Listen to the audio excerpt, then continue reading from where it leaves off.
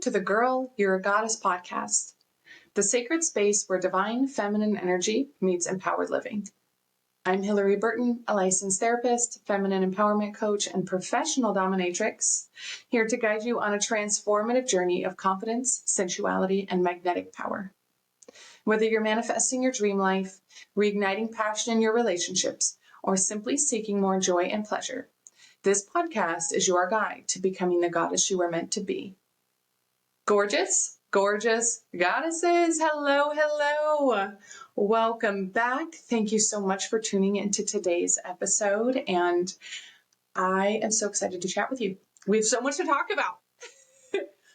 Okay, so the first thing I want to talk about is the past couple weeks have been such a period of regroup and a little bit of seclusion for me. I have been doing so much inner work, and I was healing my maternal line, and I was working through any blockages in my business, and so exciting. So I've actually been doing a lot of Kundalini energy and really tapping into like my masculine sun daddy energy. Okay, I'm laughing, but like that is so powerful. And connecting my healed masculine energy with my healed feminine energy and bringing those forces together, the sun and the moon combining in my root and my sacral chakra, and like, oh my gosh.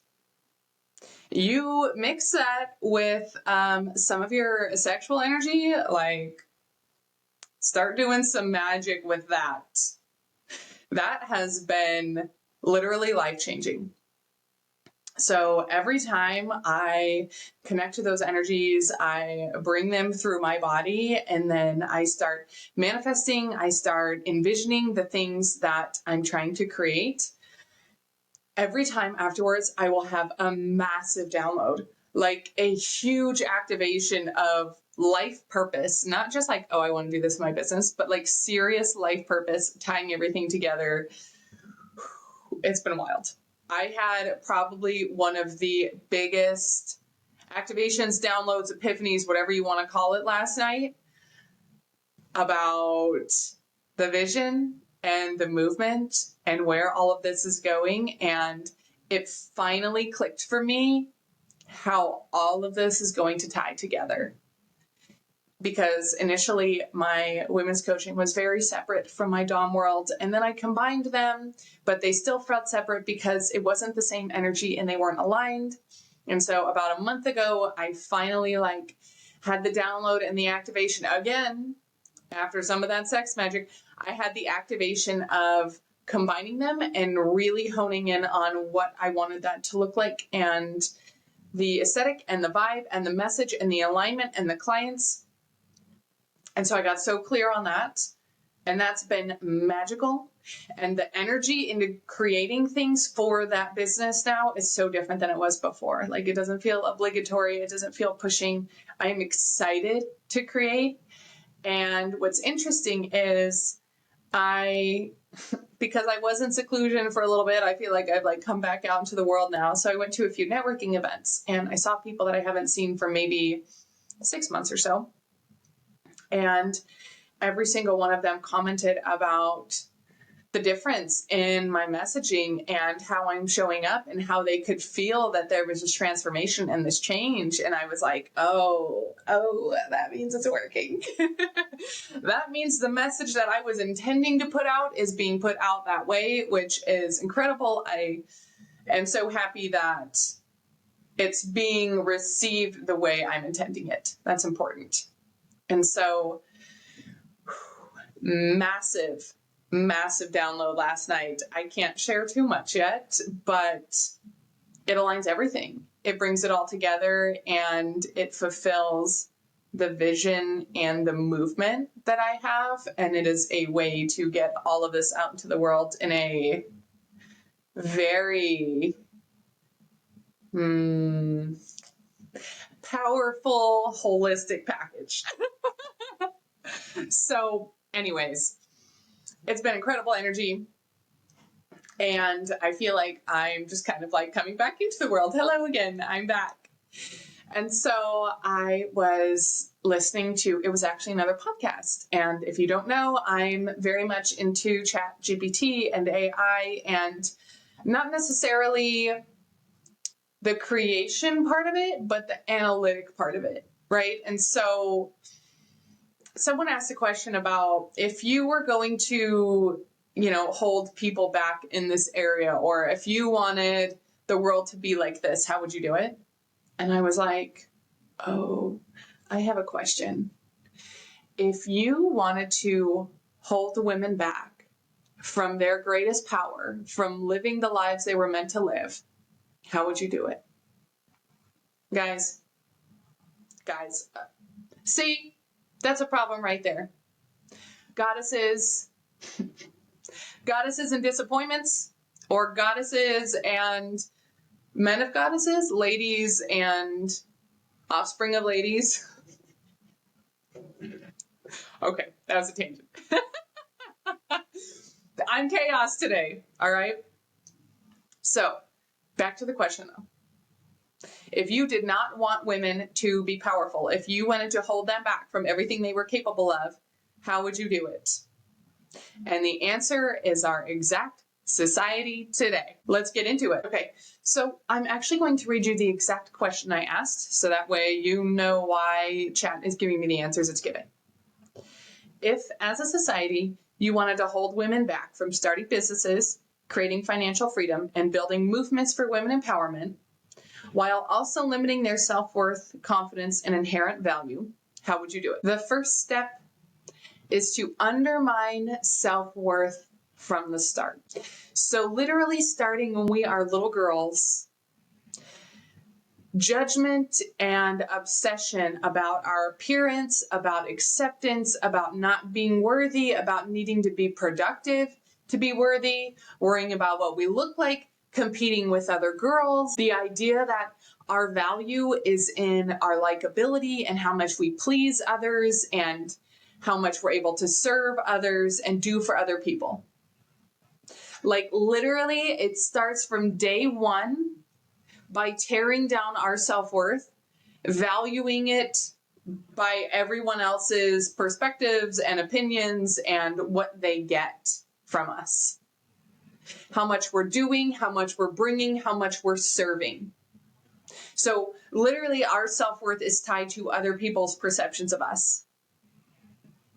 Our looks, our service, our productivity. And so in turn, literally training us to seek validation externally. There is nothing in us that is validating us internally because everything is coming from the outside. Everything is coming from our parents' approval, our teachers' approval, our peers' approval, approval of the opposite sex.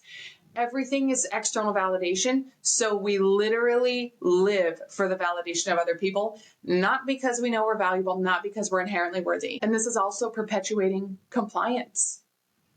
Compliance over courage, compliance over our own self-trust, right? In our instinct and our intuition. We're taught not to listen to any of that because what we think isn't valuable. It's about what everyone else thinks. And we should be a good girl. We should follow directions. We should listen to all of these other people, even though everything in our gut is telling us no. So from day one, we are taught to disconnect from our intuition, which is one of our most powerful gifts as women. It's so powerful. And we've already disconnected from it. And by age 5, 6? Because we're taught to listen to what everyone else says and everyone else's value and everyone else's judgment. So in the early conditioning, we are seeing that so much, especially as girls who are 11, 12 are now worried about the appearance of their skin and fine lines and aging and filler. And so much of that has to do with social media. Because now younger generations have access to social media and they are looking at every perfect example. Most of them aren't even real, but they're comparing themselves to perfection. And so now there's so much more pressure and so much more outside external input that they're just constantly being flooded with. So that's the first stage of the conditioning, is our self-worth and our value and the ideals of perfection and of compliance. So step 2 goes into disempowering women financially. And this is where our lack and scarcity mindsets come in. This is where the fear comes in about money. This is where the double standards and the masculine versus feminine ideals come in, because we're taught that everything in business, everything in entrepreneurship is masculine, and we as women shouldn't be involved in that, right? It's masculine, it's for men. We can't be doing those things. And so it discourages us from taking risks, from being assertive, from speaking our mind, from leading. How many women do you know that are better leaders than men? I know a lot. I can't tell you how many situations I've been in where it's me and multiple men, and I'm the one leading. I'm the one coming up with the ideas. I'm the one problem solving in a logical way. If I haven't said it on here before, I'm going to say it now. Women are the natural leaders. Women are the natural leaders. This is nothing against men. It's not that you're weak. It's not that you're incapable. You are just not the natural leader. If men weren't the natural leaders, they wouldn't need to put all of this structure and all of this oppression in place to keep women submissive. Women would just be naturally leading. If men were actually the natural leaders, they wouldn't need all of that in place to suppress women, because women would just naturally be submissive. Women would just naturally be following. But because there's all this tension, because the structures are falling apart, because women now have freedom and we now have choice outside of being tied to a man who's abusive and cheating and narcissistic and controlling. We don't need to be tied to a man for financial security anymore. Now we have an option. Now we have freedom. And so now that women can do that, women are stepping into leadership roles, and we're like, oh, this is natural. Oh, why was I following men? So the whole classification of entrepreneurship and business and taking risks and being assertive, all of that being tied to the masculine, is supposed to turn women off from it, right? Well, that's not feminine. That's not your place. You shouldn't be doing that. And we know that entrepreneurship is one of the most successful routes for people financially. Sure, you can do really well for yourself working up in a business, but if you want to make massive, wild amounts of money, it's entrepreneurship. And so women have been so discouraged from this through every outlet, and we've been taught to fear it. We've been taught to fear wealth because of greed or corruption or overconsumption, or you're a gold digger, you're a money whore, you just want him for his money. Why do you want all of these materialistic things? You're selfish. Women have been taught that their wants and needs are selfish and greedy and corrupt. And so what would we do with large amounts of money? Because women are inherently greedy. And we don't want to be associated with anything negative because we have such true intentions. And we want to create positive and good in the world. And so when someone says, you're selfish or you're greedy or you're a gold digger, we're like, oh no, not me. Not me. I'm just going to be okay over here with like the little bit that I have, the little bit that my husband decides to give me. And I'm just going to live this mediocre, simple life because I don't want anyone to think I'm greedy. There is more abundance in this universe than we can even imagine. We're not on our own budget. We're on the universe's budget. And you having abundance doesn't take away anything from anyone else. It actually empowers other people, because once you've done it and you've created it, they're like, oh, if she can do it, I can do it too. That's the power. But because we kept women out of these spaces for so long, and they are still still shushing and hiding and shoving these stories about women under the rug. I guarantee you know many, many, many more successful men than you do women, or know of. You don't have to know them personally, but like know of. Because they don't talk about it.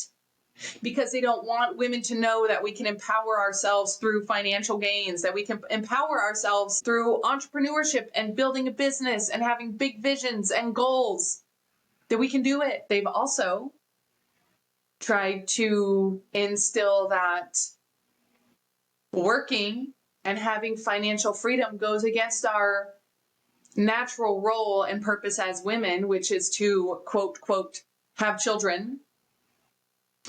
Our role as a human being is not to procreate. Our only purpose on this planet is not to have children. There are plenty of other people having children continuing the line. Not every woman's sole purpose is to have children. If you have children and you are a mom, I love that for you. I respect you. But that's not the life for all of us. And that doesn't mean that it's our divine purpose. Some of us have other purposes than starting a family. Using our creation energy to build businesses and visions and missions rather than children. And both of them are beautiful, and that's okay. But we've been taught that everything that goes into building that financial success and security and freedom goes against our divine purpose as women, which is to have children, that we can't do both. They also want us to feel that we can't do both. And so not only are they telling us that our divine purpose is to have children, but then everything in society makes it so difficult for women to have children and financial freedom. The lack of childcare, the expenses of childcare, just the expenses of everything in general, requires two people to work, right? And then the woman is still doing all of the emotional and physical labor at home.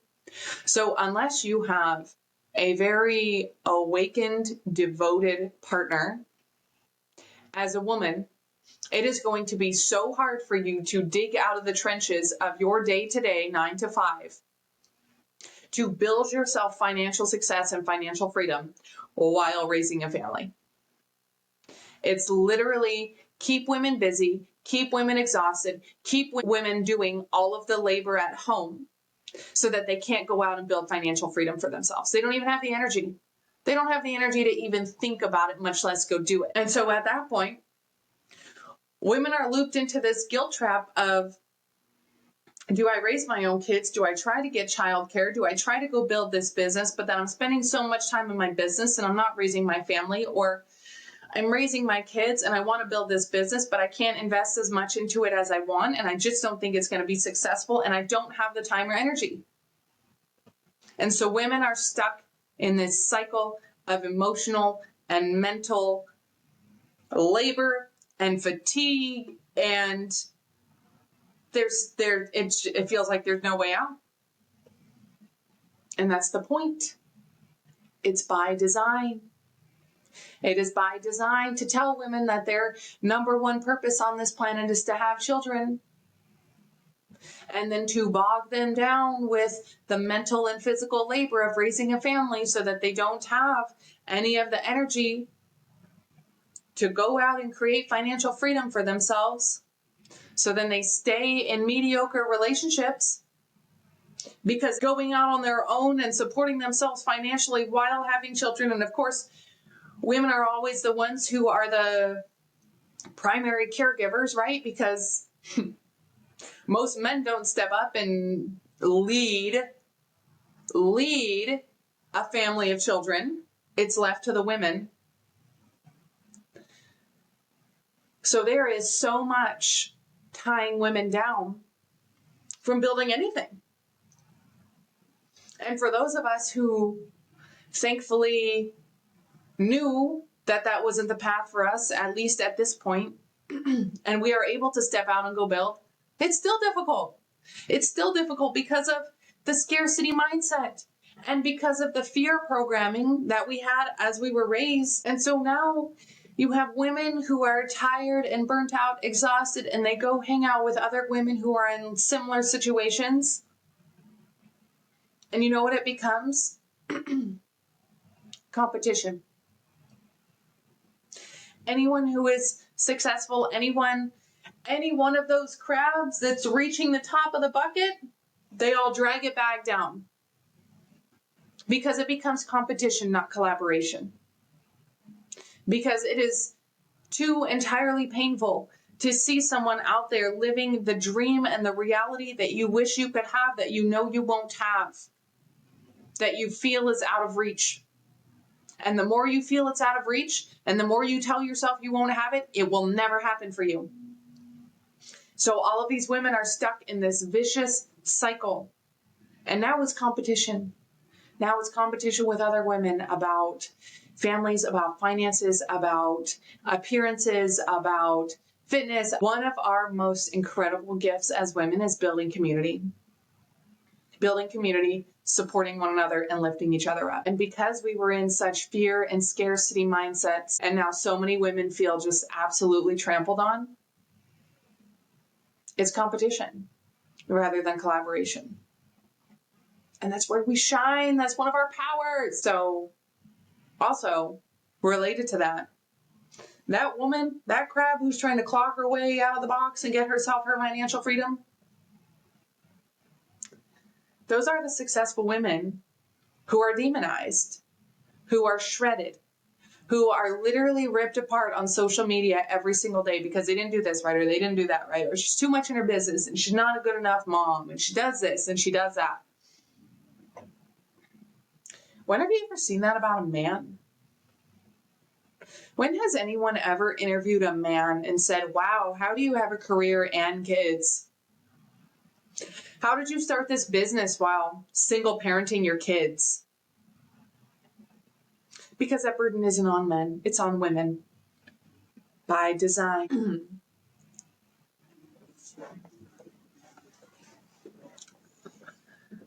The women who are doing exceptionally well, the women who are crushing it, and the women who are supported by other women and lifting each other up, we don't hear about them.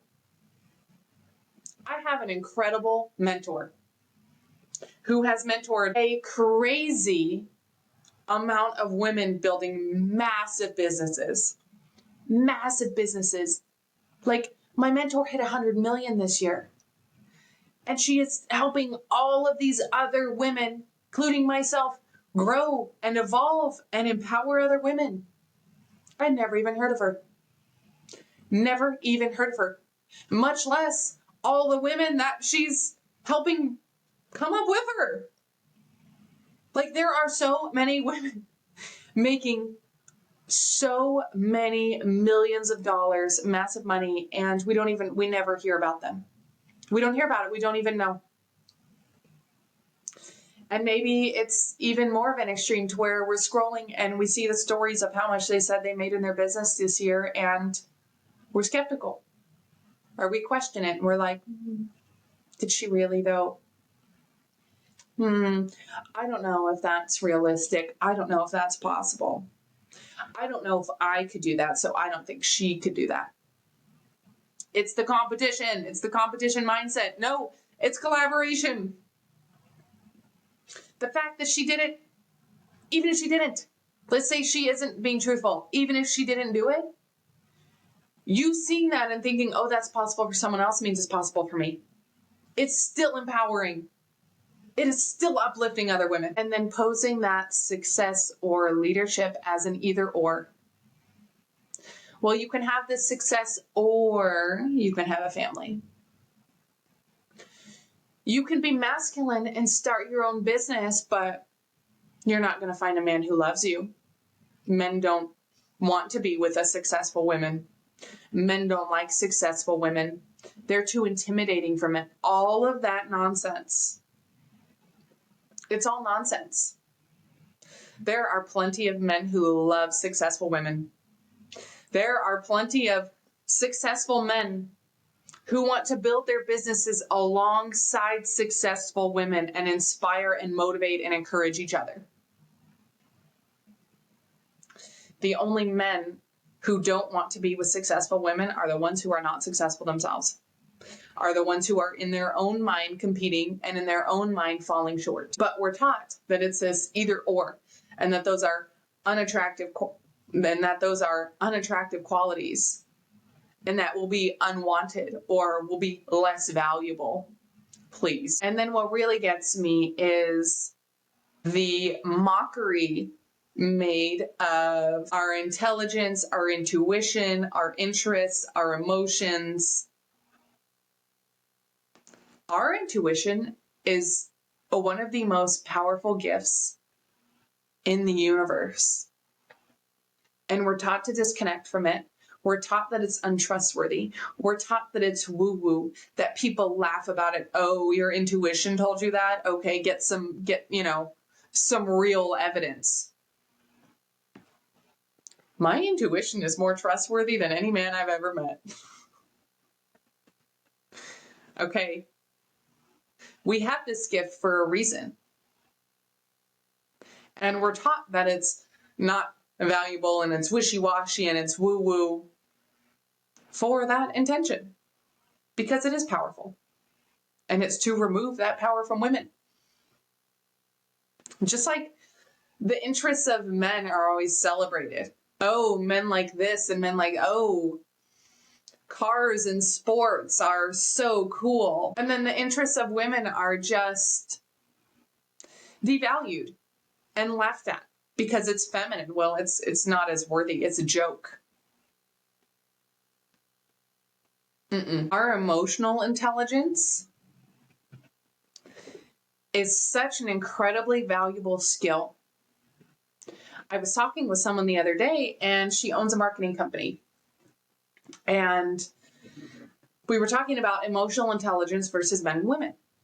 And she's like, I work with a lot of male-owned companies, and we have to constantly consult with them on client retention.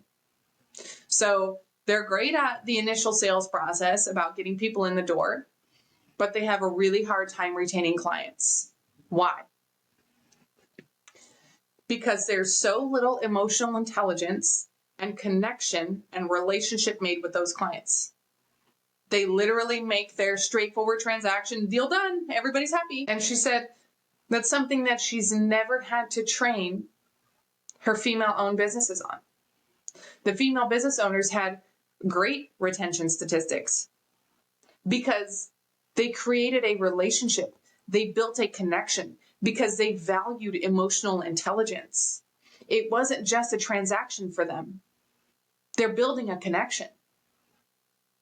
That is also one of our greatest gifts in business and entrepreneurship. And we value that in other businesses. I would much rather work with a business, male or female owned, who values me, who values my client journey, and who builds a connection with me rather than just saying, well, here you go, here's a transaction. Don't care if I ever hear from you again. That's not as valuable to me. I would like a connection. But that's laughed at. And it's made a mockery of because it's a skill and an inherent value of women and the way we run business. Like our spiritual, emotional intelligence and our intuition is literally the wisdom that drives feminine leadership. That's how we lead. That's how we create success. That's how we create relationships and connections. That's how we build all of this. And we're taught that it's not valuable. We're taught not to trust it. And we're taught to build a business in a masculine way. And then not only are we taught to build business in a masculine way, we don't flow without, we don't work that way. And then we're mocked about it. And then we're told that we're unwanted and we're not valuable.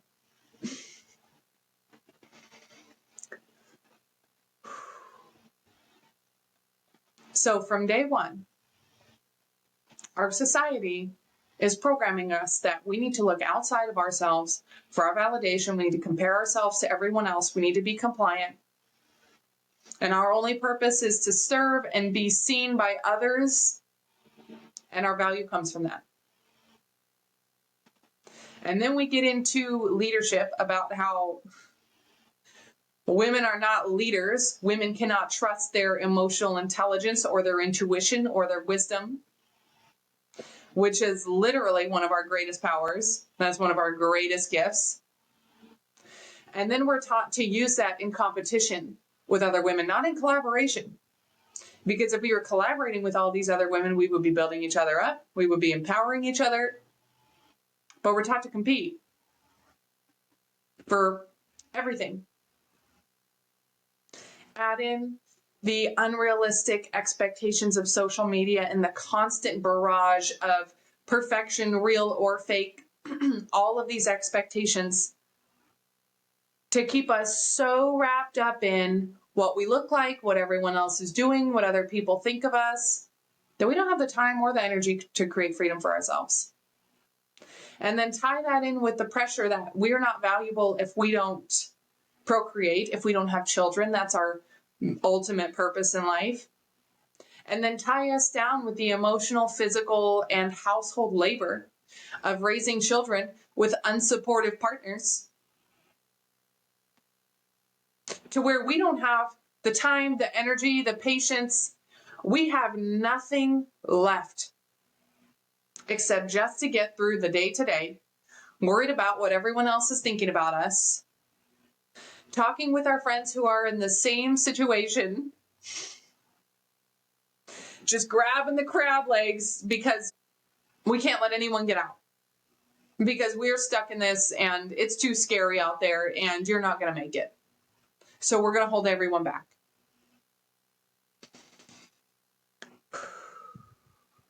No more are we trapped in this cycle of fear and lack and scarcity and lack of freedom. As I said a couple episodes ago, we are the first generation of women who have freedom, financial freedom, freedom in life, just to go buy a house, to go buy a car, to live by yourselves, to have a job, to make our own money, to start our own business. We are the first generation of women that can choose. And we don't have to follow this playbook and this societal conditioning that was instilled in us from day one. Because our mothers and our grandmothers started laying the foundation for our freedom, and they saw where their lives were going, and they didn't want that for us. So,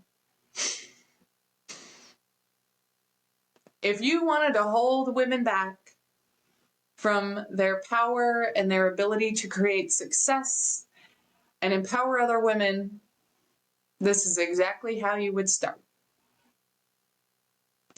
This was so eye-opening for me too, because I know we have a lot of programming and I know there's a lot of societal conditioning around that. But to see it laid out so clearly at every stage of our life, and the lies that we are sold about this dream reality and getting ourselves in these situations where there's no going back. We're changing it. That's what we're doing here. That's why I'm here. And I'm pretty sure that's probably why you're listening to this episode, because if you made it all the way through my chaos in this episode, then you value what we're doing here. And you value the awakening of the feminine energy, and you value empowering women and helping each one of us lift each other up. Thank you all so much for tuning in today. If you know anyone who would benefit from this episode, please, please, please share. And I would also love if you can write me a review. Getting engagement and sharing is the best way to get this message out. So I will see all of you lovely goddesses next week.